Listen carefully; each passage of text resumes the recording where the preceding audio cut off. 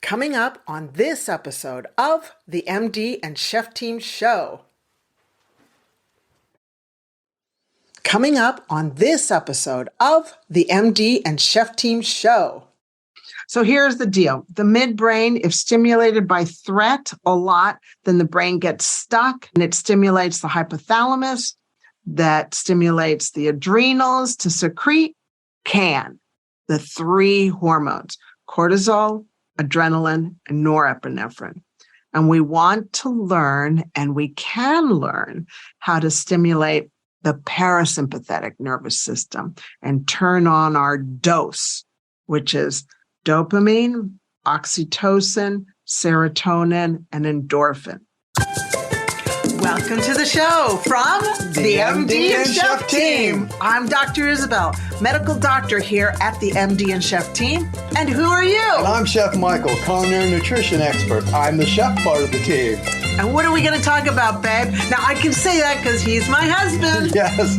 Well, then we'll be talking about marriage, relationships, parenting, intimacy. We'll talk about mindsets of success, overcoming depression, anxiety. I'll be getting into functional nutrition, recipes and tips from the kitchen. And we're going to both get into how to live a long, healthy, vibrant life. Yes, I love it. Our mission is to help you prevent and reverse disease and give you hope in the process. Oh yeah, we like to have fun too. So let's get on with the show. Hello, everyone, and welcome to the MD and Chef Team Show. And today I'm joined by my beautiful wife, Isabel, your Dr. Isabel, doctor on a mission. And today she's going to be bringing you part 2 of the ACE series, Adverse Childhood Experiences. Now, if you didn't hear part 1 last week, I highly suggest you go back and listen to that one first. Now, this will be valuable too, but it's kind of good to do them in order. But hey, you can listen to this one and go backwards and then come back here again, however you want to do it. This is a deeper level. Yes. So that's kind of ACE 101. And now we're into ACE 201. 201, part 2. University style. Yeah. So, my dear, away you go. Thank you. Hello, everyone. It's me, your Dr. Isabel. Thank you so much for your time today. And today we're going to go ahead and talk about how adverse childhood experiences affect our brain health, part 2. Just to recap, part 1, very superficially, adverse childhood experiences are the rough experiences we've had as a childhood and how, if we don't learn how to take good care of them and how to get unstuck from our past, our difficult past, it will affect our future, especially increase our health risks, such as our tendency to be smoking, alcoholism, drug use, obesity, type 2 diabetes, depression, increases our risk of suicide attempts, heart disease, cancer, stroke, broken bones, and lung disease, just to mention a few. Now, today, I'm going to talk about adverse childhood experiences and your limbic system. And your limbic system is in the midbrain, which is in the back of your head, the lower part. It's like if you touch your hand on your neck, and you go up to that ridge right there. So the limbic system is right in there, right inside your midbrain.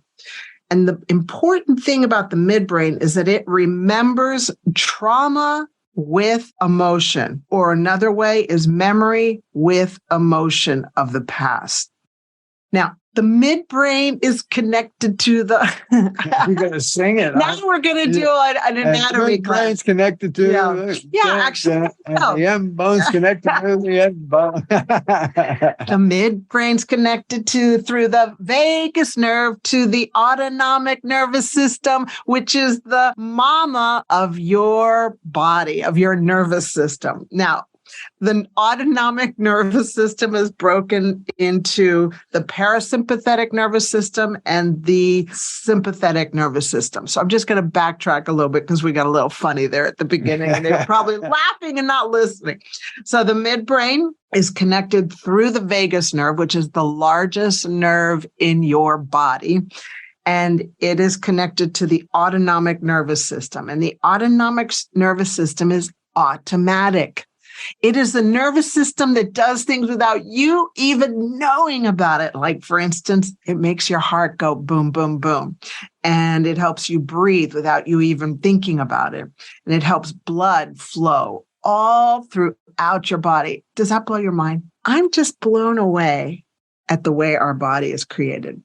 And I always like to address the autonomic nervous system as the mama duck. And the little ducks will do whatever mama duck tells them to do. Now, the mama duck has two areas. She can stress them out or she can calm them down. And the first way is stressing them out, and that's letting the little ducks go, no, there is a threat coming. Freak out because the lion is coming to eat you up. You better start running and swimming as fast as you can. So that's called your sympathetic nervous system. And your sympathetic nervous system is also called the fight or flight. Now, this nervous system secretes 3 hormones that helps you deal with the threat. 1 is cortisol, 2 is adrenaline, and the 3rd is norepinephrine. An easy way to remember it is CAN. C-A-N. You want to kick the can. C-A-N. Cortisol, adrenaline, norepinephrine. I learned kick the can from Annie Hopper's Retraining Your Brain. So that really stuck. So that's why I use that. If the sympathetic nervous system is constantly on, I am telling you, it will lead your limbic system to impairment and bring about depression, anxiety, post-traumatic stress disorder, chemical sensitivities, and cognitive impairment of the Alzheimer's type, because cortisol in particular shrinks the hippocampus, which is part of the midbrain, and it's involved with memory. Now, Dr. Caroline Leaf has shown us that being in a chronic state of the sympathetic nervous system being on all the time triggers greater than 1,400 physical and chemical responses. And it activates more than 30 hormones and neurotransmitters, which are detrimental to your health if they're on all the time. So the bottom line is you don't want to be in this highway of being stressed out by the sympathetic nervous system. However, Mama Duck will let the ducklings know you're in stress mode. Right. There is a purpose for it. Right. But the purpose is fight or flight for something happening. Yeah.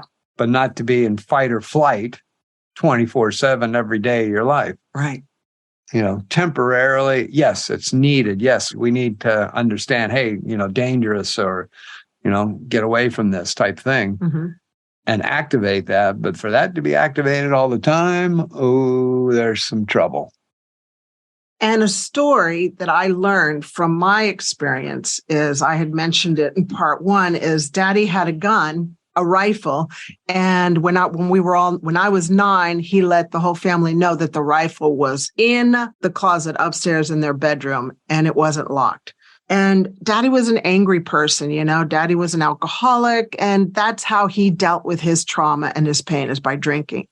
However, that's when anxiety hit me. Like, wow, Dad's got a rifle in the house and it's not, he could use it on us, because I had heard that in the past, but I won't go into details on that. But the point is, that's where I learned fear. That's where my limbic system learned fear. And I'm sharing this with you because you might have a situation in your past that keeps playing over and over and over again in your brain. So fast forward, I'm in my late 50s and I'm experiencing anxiety. And I did all this work with Annie Hopper through the dynamic neural retraining system. And it helped me realize that I was playing this story whenever I would feel fear, even the silliest of fear, like somebody honking at me, it would bring on fear. Immediately, I thought I was going to get killed. And that's why I lived my life in fear. And that's why. And anger. And anger. Yeah. Because I was like, wow, help me somebody. And so learning that I was in a constant state of being in the sympathetic nervous system with cortisol, adrenaline, and norepinephrine spurting throughout my body, I had to learn how I needed to retrain my brain that I'm safe. I'm loved. Daddy's not going to kill me, And so the autonomic nervous system, the mama duck, also has the other side, which is the no threat area. And that's where you stay calm and happy. And it's medically, it's called the parasympathetic nervous system. And that's where growth and repair of the neurochemistry in your brain occurs, so that the adrenaline, the cortisol, and the norepinephrine are quieted down. And your body is told you're safe. There is no lion coming after you. There's nobody pointing a rifle at you. And so this area secretes 4 hormones in the limbic system called dopamine, oxytocin, serotonin, and endorphin. And to learn it easily, it's called your daily dose, DOSE. Dopamine, oxytocin, serotonin, and endorphin. So the cool thing is that you can learn how to switch highways from the sympathetic nervous system, which is the freak out highway, to the kickback mellow highway, which is the parasympathetic nervous system.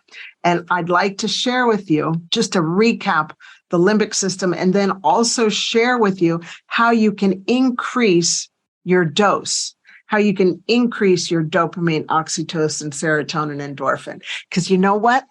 It can be done, but you've got to be aware of it. And that's why I'm sharing that with you. Okay? Is that okay with you, Beb? Beautiful. Okay. Sounds great. I'm loving this. How would you like to feel a sense of clarity, focus, and mental sharpness that enables you to tackle any challenge with ease?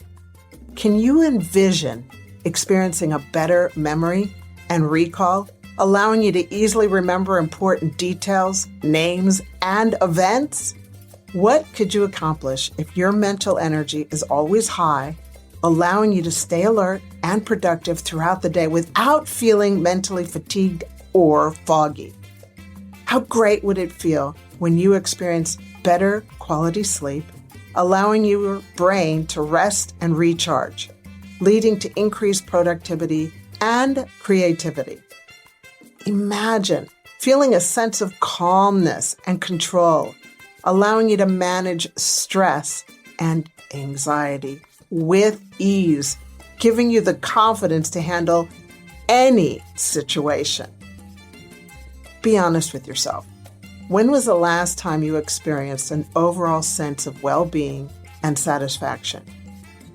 You see, your brain health positively impacts all areas of your life, from work to relationships and personal growth. Just visualize how amazing it would feel to have optimal brain health and unlock your full potential.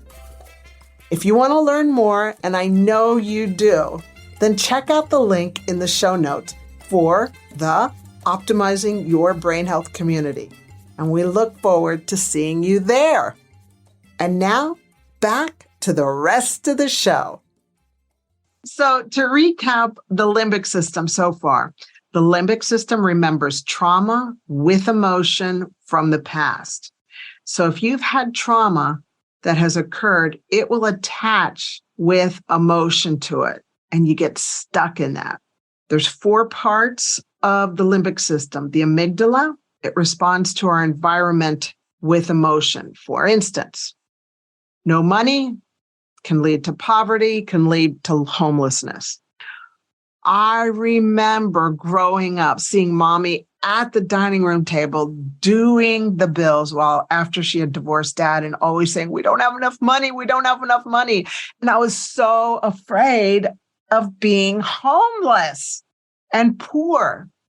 We don't have enough money, we don't have enough money. So that would kick me into going into the freak out highway, the sympathetic nervous system. Fast forward, I'm in my 50s. We're having financial problems. I get stuck in that. Do you see how this happens to anybody, depending on what has happened in the past with emotion and how that train track gets created in your brain and your limbic system. The next is your hippocampus, and that's where memory occurs. Then the hypothalamus controls your hormones, which is your hypopituitary, your pituitary, and your adrenal axis. It's the master controller of all the hormones, okay? And then the next part is your cingulus gyrus. I know this is deep and medical and stuff, but you got to know this stuff before we can move on. And then the next one is your cingulus gyrus, also known as your cortex. And that's associated with pain. For instance, as a young child, you don't have extra shoes for school and you have to wear shoes with holes in them. So you're experiencing pain with holes in your shoe because there's snow and you're having to walk on the snow with holey shoes. You're embarrassed. So there's emotion and pain together. So emotion, embarrassment plus pain, snow, walking on cold snow with holey shoes meet. So that's where that happens, where emotion and pain meet. It's also the place where we respond to noxious smells. How many times do you walk past somebody and you can smell this perfume that just makes you sick? Like, oh my gosh, or you're sitting and you're eating a meal and you're like, I have to be moved to the other side of the restaurant because I can't keep smelling this smell. Or men that wear way, way too much aftershave cologne. Yeah, don't name the aftershave. I'm not naming any brands, but it's like, did you just pour that over the top of your head or something? I mean, that is, oof. I mean, and especially if you're inside, I mean, it can. Or cheap perfumes or any perfume. Perfumes are gross. Yeah. So anyway, that's where something happened in the past that smell affected your cingulus gyrus, or also known as your cortex, in your limbic system. Is that amazing? Those smells. Or it could be a good smell. You know, like, oh, that smell reminds me of mommy. Like mommy used to have this beautiful perfume that really made me happy and safe. So here's the deal. The midbrain, if stimulated by threat a lot, then the brain gets stuck and it stimulates the hypothalamus, that stimulates the adrenals to secrete the three hormones, cortisol, adrenaline, and norepinephrine. And we want to learn, and we can learn, how to stimulate the parasympathetic nervous system and turn on our dose, which is dopamine, oxytocin, serotonin, and endorphin. So my script for everybody is take your daily dose. So now we're going to learn. Let's learn how to take our daily dose. Taking notes here. I'm studying. You're studying my notes, aren't you? I'm going to take my daily dose. So how do you increase your dose? Well, number one is, I've mentioned this before, is work with Annie Hopper. I'm not sponsored by her. I just know that her program works and I use it. I recommend all my clients that are stuck in their past and aren't improving to do the course. It's an online course called retrainthebrain.com. And she also has a book called Wired for Healing. And she helps you retrain your limbic system. And she had a big episode, which is why she created the program. And she's working with so many functional medicine doctors around the world because she experienced mold toxicity and chemical sensitivity. And she was able to heal from that. And she's able to help so many people. So I'm just going to talk about 5 different ways to increase your dose. Number one is laughter yoga. Did you know that your brain doesn't know the difference between whether you're laughing for real or you're fake laughing? So you can go ahead and fake laugh and your brain will still release those hormones. So we're going to go ahead and do a little 1, 2, 3 here to help you do it. Oh, no. Are you really going to do this? Yes. On a podcast? Why not? Why not? It's a good party trick too. So if you learn how to just say the following, you go, ho, ho, ha, ha, ha. You did that 3 times. So let's do this 3 times. I'm okay. With you. All right. Ho, ho, ha, ha, ha. Ho, ho, ha, ha, ha. Ho, ho, ha, ha, ha. Then say, very good, very good, very good. Yay! And you can't help but you just kind of giggle and laugh outwardly, inwardly, but your body's kind of like, I I'm feel safe. good. Yeah, I feel good. Yeah, that was fun. I feel good. And another way to laugh is just Google children laughing. There's a lot. You just can't help not laughing. And then I also like Googling laughing zebras. Or zebras, whatever. Wherever you are in the world are. Yeah, you know what we're talking about. Those black and white striped horse-looking things.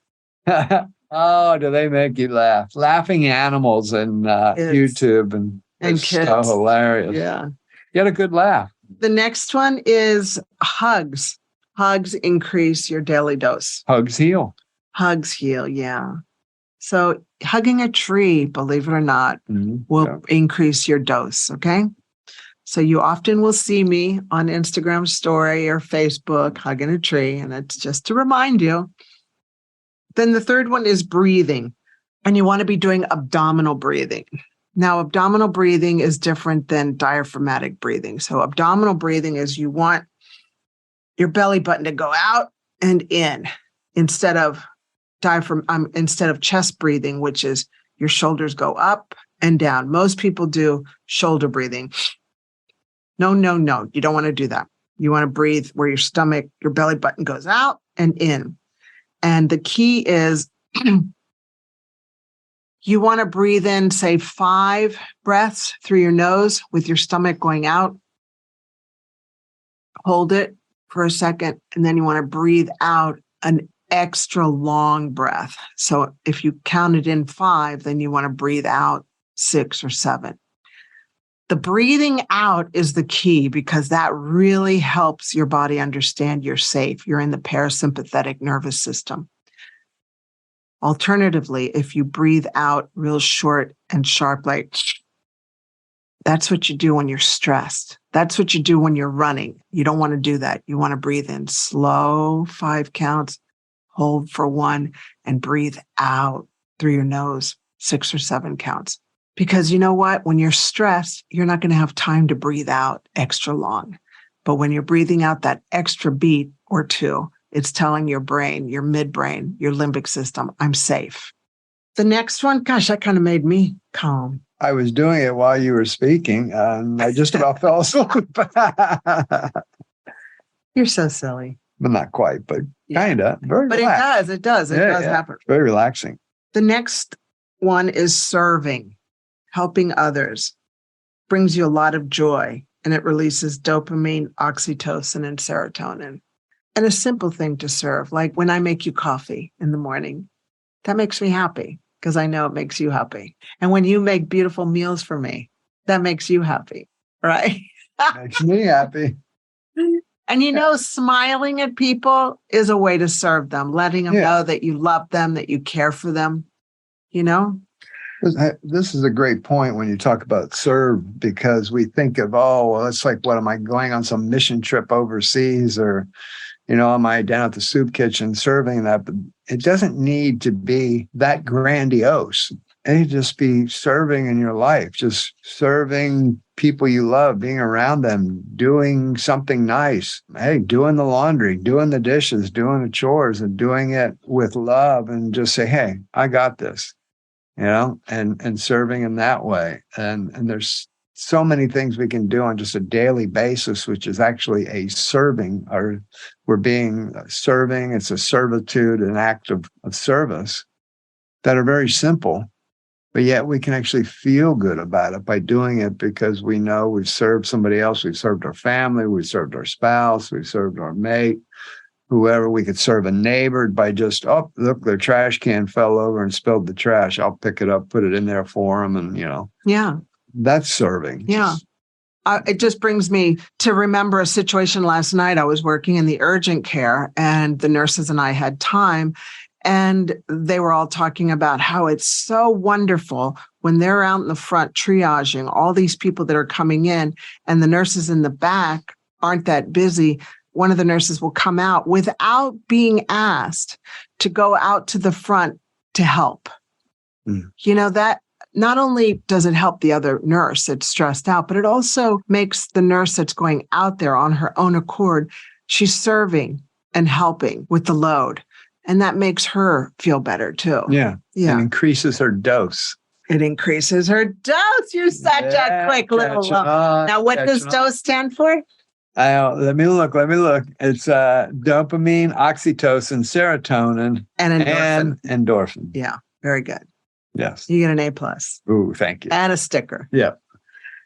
And the last one is high-fiving yourself and others. High-five yourself when you're doing good self-care. High-five yourself when you're eating well. High-five yourself when you're talking nice to yourself. High-five other people going, wow, well done. That increases your daily dose. Yeah. And I love I see what you've written in your notes is catch yourself doing something good. Catch others doing something good. Because there's so much in the world where, we're pretty quick to point out when somebody's done something wrong or when we've done something wrong. As humans, we're pretty quick to point out the negative stuff. I know. But let's flip that around and make sure that we're pointing out the good stuff, Yeah, like the other day when we were walking and we go on this walk along the river and people pick up their dog poo. Or we're on the beach and people pick up the dog poo, and sometimes they don't pick up the dog poo, but I don't say anything to those people. But when they do, like bend over and they have their poop in the dog bag, I go, good job, strong work. And my daughter is like, Mom, be quiet. You're embarrassing them. And I'm like, no, I'm catching them doing something good. Catching them doing something good. Yeah. So, yeah. And they smile. They smile like, oh, thanks. Usually. And then the people that don't pick it up, I look at them. No, I don't. I just go, oh, come on. No, I don't say that, but I think say it to yourself. I'm like, oh, come on. You know better than that. I don't want to step on that with my bare feet on the beach. Okay. Got it. So that's a wrap for today's How Adverse Childhood Experiences Affect Your Brain Health Part 2. The bottom line take-home message is we all have a limbic system, so take good care of it, and it will take good care of you. And what we highly suggest is catching both parts. Last week's episode is part 1, gives you a real basics of it, that kind of ACE 101. And this episode was ACE 201. Put them both together and you'll be an ace with ACE. Oh, you are really clever today. Oh, thank you. I'm just serving. Yes, you are. I'm keeping them laughing, keeping their daily dose up, huh? Yeah. All right. Hey, thanks everyone for being here. We love you. God bless you and have an amazing day, week, month, and year, wherever you are. And thank you for sharing this podcast with friends, family, and others that you know would benefit from it. Mwah! Have a super fantastic day. Bye-bye. Hello, Chef Michael here. If you enjoyed today's episode, we would love it if you subscribed to the podcast and left us a review. Hello, Chef Michael here. If you enjoyed today's episode, we would love it if you subscribed to the podcast and left us a review.